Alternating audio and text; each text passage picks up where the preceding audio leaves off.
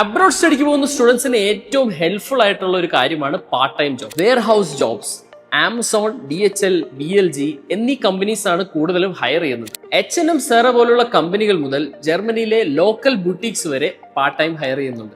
Fashion ഫീൽഡിൽ താല്പര്യമുള്ളവർക്ക് ഒരുപാട് ഹെൽപ്ഫുൾ ആയിട്ടുള്ള ഒരു മേഖലയാണിത്. 2023 ഒക്ടോബർ തൊട്ട് ജർമ്മനിയിൽ മിനിമം വേജ് €12 പെർ അവർ ആണ്.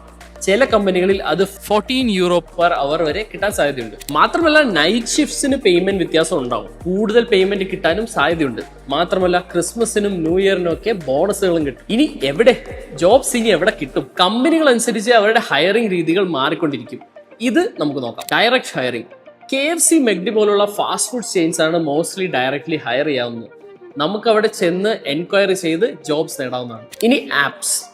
Indeed, LinkedIn, eBay, helping partner പോലുള്ള പല ആപ്സുകളിൽ നിന്നും നമുക്ക് ജോബ്സ് അക്വയർ ചെയ്യാവുന്നതാണ്. നമ്മൾ ഇതിലൂടെ അപ്ലൈ ചെയ്യുന്ന വഴി നിങ്ങൾ പഠിക്കുന്ന യൂണിവേഴ്സിറ്റിയിൽ തന്നെ റിസർച്ച് ജോബ്സ് അല്ലെങ്കിൽ യൂണിവേഴ്സിറ്റീസ് ജോബ്സ് കിട്ടാൻ സാധ്യതയുണ്ട്. ഇനി ഏജൻസീസ്.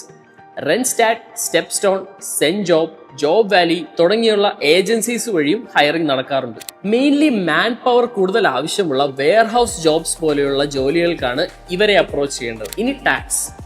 നിങ്ങൾ സ്റ്റുഡൻസ് ആണെങ്കിൽ ജർമ്മനിയിൽ ഫസ്റ്റ് കാറ്റഗറിയിലാണ് വരുന്നത്. അതുകൊണ്ട് തന്നെ നിങ്ങൾക്ക് ടാക്സ് വരുന്നത് 18% ആണ്.